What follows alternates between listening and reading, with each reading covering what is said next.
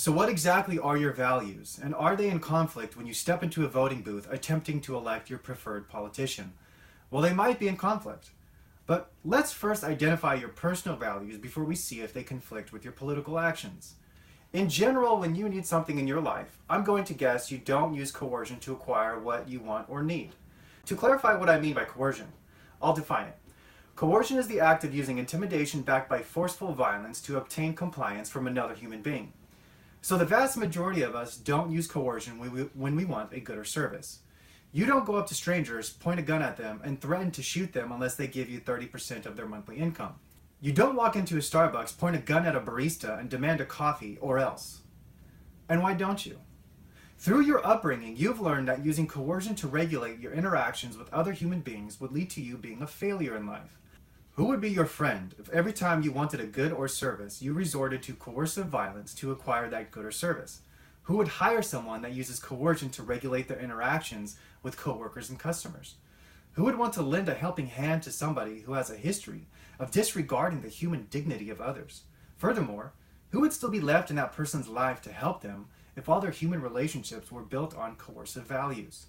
See, as kids playing in the sandbox, we learned that in order to have friends and maximize our happiness, we can't beat up others and steal their stuff. That is, as kids we learned the virtue of voluntary interactions and the vice of coercion.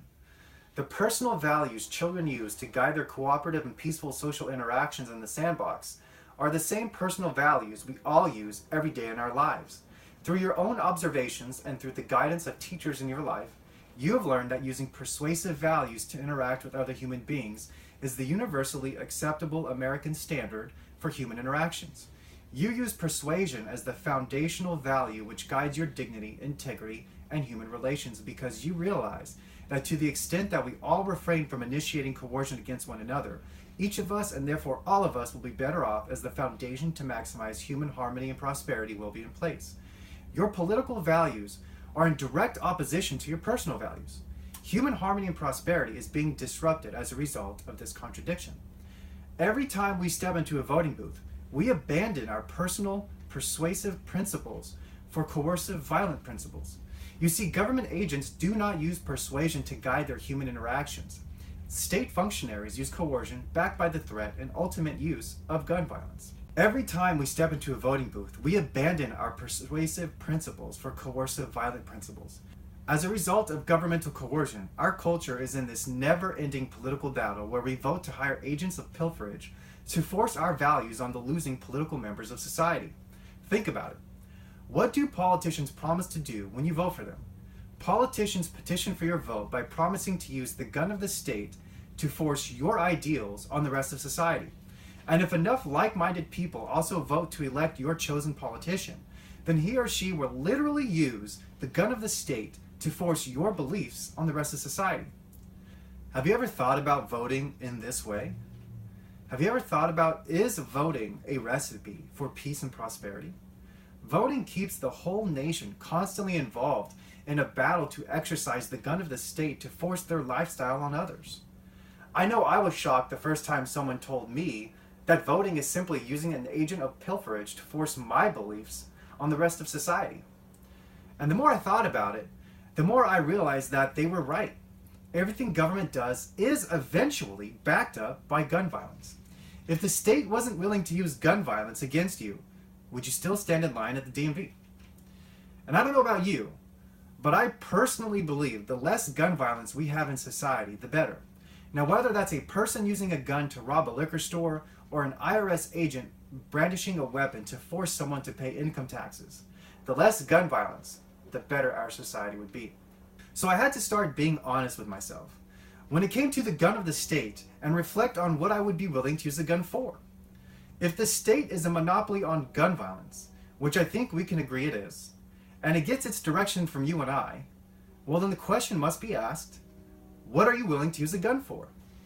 You see, you can't have two sets of values underlying how you interact with other human beings. Underneath courtesy and politeness and rudeness and vulgarity, or any other descriptive adjectives, there are only two ways you can interact with others. You can either use peaceful persuasion or violent coercion. Objective reality instructs us that government is coercion backed by gun violence. So back to the question. What are you willing to use a gun for? Are you willing to use a gun to defend your life?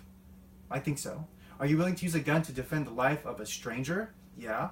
Prevent a rape? Absolutely. Stop a robbery? Yes. Repel a home invader? People do it all the time. And they're justified. I think most people would say yes to all of these actions because these actions are defensive and not offensive. Using a gun in these situations would not destabilize societal peace and prosperity, as the gun is actually being used to maintain peace and defend the humanity of oneself or others. Using a gun in defense of oneself or another person is simply an extension of your natural ability to defend yourself and others. But what if people decided they wanted to use a gun to fund a school, or a road, or a bridge, or a football stadium, a hospital, or a library? Are you okay with that? Are you willing to use a gun to force your neighbors and people you don't even know to fund what you deem important? Will you use a gun to take money from one person who earned it to give to another person who hasn't but who says they need it? Ask yourself, is using a gun to fund what you think is important consistent with your values?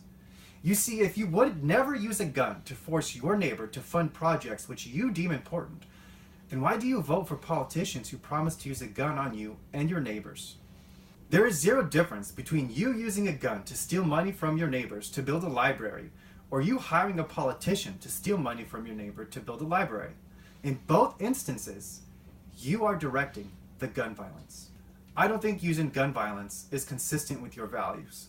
If it were, you'd be watching this video from prison, because that's where American culture, which is predominantly voluntary and non-coercive, sends individuals who rely on coercive gun violence for human interactions. If you value persuasion over coercion, then your values and logic instruct you to come to the realization that every time you vote, you are in essence contradicting your values. Values which you hold because you inherently realize our culture can only maintain itself as long as we refrain from coercion and rely on voluntary interactions. Governments rely on coercion and gun violence. You rely on peaceful persuasion. It's commonly believed that governmental violence is necessary to keep us safe. But what if the opposite is true? What if it's our common set of cultural values which give rise to governments, and then it is governmental gun violence which threatens our safety and cultural values?